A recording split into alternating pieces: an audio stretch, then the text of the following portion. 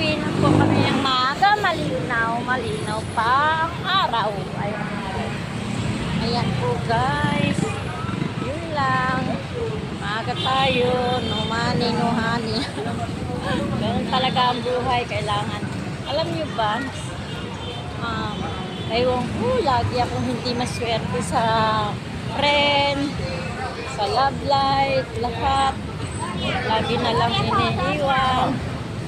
Ganun talaga ang buhay. Pero ito, ayusin na po natin ang ating buhay. Tutukan ko na ang sarili ko.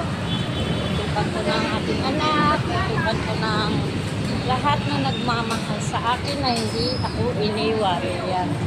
Maraming salamat sa hindi ako iniwan. Thank you very much talaga. Nandyan pa rin kayo. Lalo sa kasamahan ko sa trabaho. Ayan. Alam ko na kahit naawa kayo sa akin, pero yun talaga. Matigas ang ulo ko. Hindi ako sumunod sa mga payo nyo. Ngayon po ay susunod po tayo ngayon sa mga payo ng dapat hindi tayo maniniwala sa mga kaibigan na hindi natin totoo maging kaibigan. Ganon. Ganon talaga ang buhay. Madali tayong maniwala. Kala natin ay sila ay totoo. Ayun. Pero si Lord na lang pong bahala sa mga ginawa nila sa akin. Kasi wala naman akong ginagawang masama. Ay ako lang tumulong lang. Pero ako naman magiging masama, di ba? Ako po yung humarap sa tao na kinunan ng pera, ngayon ay parang singilin pa sila pa ay nagagalit. Ganun po. Pero ayun, alam ko naman galit na kayo. Gusto niyo ako lang masisira. Gusto niyo ako lang magiging masama sa mga tao, sa mga pinutangan. Ganon ang gusto nyo. Pero okay lang. Tanggap ko yan. Pero yun lang masasabi ko. Ang tiwala ay hindi na mababalik. Yun lang tandaan nyo. Kasi ako talaga ay tiwala ako sa inyo. Ang pera ay makukuha ko lang yan. Makukuha ko lang talaga yan. Kasi tiisin ko talaga kasi ganun talaga ang buhay. Kaya may tanga, nagpatanga ako. Okay lang yun. Hindi ko naman pinipilit ang sarili ko na ganun, na gustuhin nyo ako.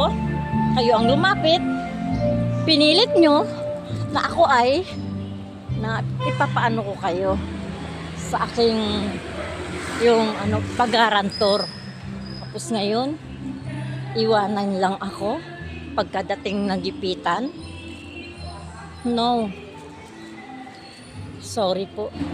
Kasi hindi naman tayo, hirap din ako. Pero hindi ko pinapaano sa inyo yung mga Si Lord na ang bahala sa inyo. Si Lord na lang. Thank you po. Kaya kayo po lahat na wag po tayo basta-basta maniniwala. Ayun, ilang beses na ako paulit-ulit, hindi pa rin kailangan mauntog ako. Ayan, lalo ngayon na sobrang hirap ko talaga, nawala na lahat, pati gamit ko, pati kaliwa, kanan, harap, hindi ko na alam kung saan ako haharap sa pero yun, nanghihina na po ako talaga ako sa nararamdaman ko. Pero go lang tayo sa buhay. Kaya maraming salamat sa lahat po nagtitiwala sa akin na hindi ako iniwan. Thank you very much. Alam niyo yan, alam ko na yan kung sino kayo. Hindi ko na kayo banggitin. Maraming salamat.